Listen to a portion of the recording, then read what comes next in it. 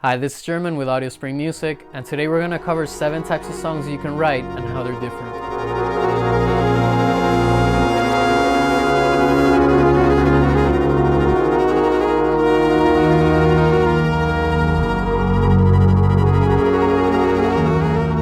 If you're new here, welcome to the channel. We talk about songwriting tips, gear talk, and a lot of music related topics. Today we're going to talk about 7 types of songs you can make and how they're different.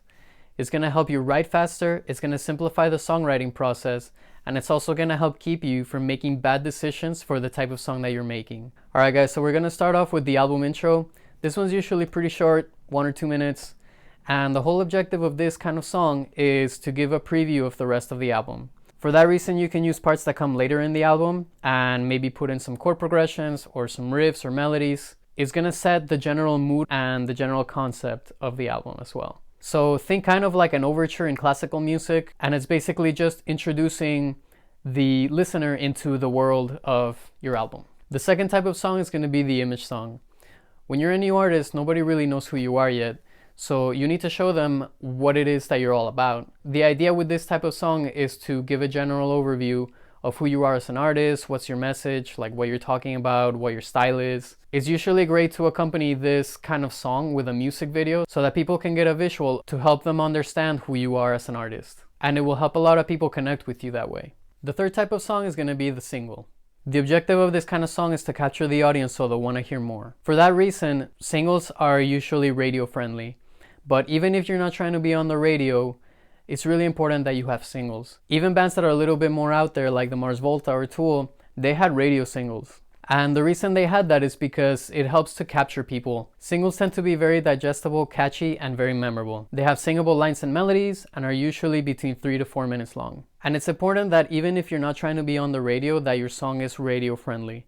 And the reason for that is because singles are a way for people to understand your music in a small digestible package. So consider having at least 2 or 3 of these in your album. Next up we have number 4, and it's going to be the interlude. So interludes are usually pretty short, and the idea with interludes is that you'll give a break to the audience from listening to the album. Especially if your music is very heavy or the concept is very complex, you want to give your audience some time to just lay back and relax. Remember that most likely throughout the rest of your album, you put your audience through a journey. So this is going to be the section of the album where you're just going to let your audience rest. For this reason, there's usually few instruments, there's maybe not a whole lot of melodies, it can be very ambient. Believe it or not, this is going to help keep them hooked because they won't be so overwhelmed with everything that you've done so far. I'd say 2 minutes is a good length to shoot for here. Alright, number 5 is the slow, intimate song. This is the kind of song that people will play on a rainy day or late at night. I like this one. This kind of song slows down your album and helps it sound more dynamic. It's also really going to help your live set, so it's not always intense all the time. And you can also strip down the instruments to make it just a few instruments. You can sing a little bit lower. Number 6 is what I call the anthem song. And this is going to be the kind of song that you make to play in a specific place.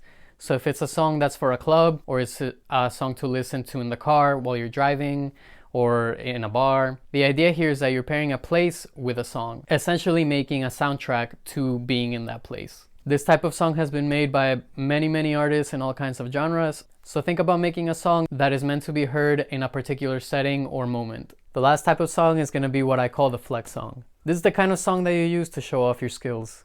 And it's a real thing, so I included it. There's absolutely nothing wrong with it. Just don't make every song a flex song. This type of song is for you to just show off your skills and show how good you are at what you do. Whether you're a singer or a guitarist or a drummer, here you can go crazy on your instrument. As a note, if your audience are not musicians, they will probably not be as interested to hear 8 songs where you're just playing really complicated things. Try not to forget to be musical in your decisions, because if you start writing music just to show off how good you are, then it stops being about the music and it starts being about showing off. By being musical, I mean make songwriting choices that evoke emotion and reach your audience, and not just show off really complicated things to do on your instrument.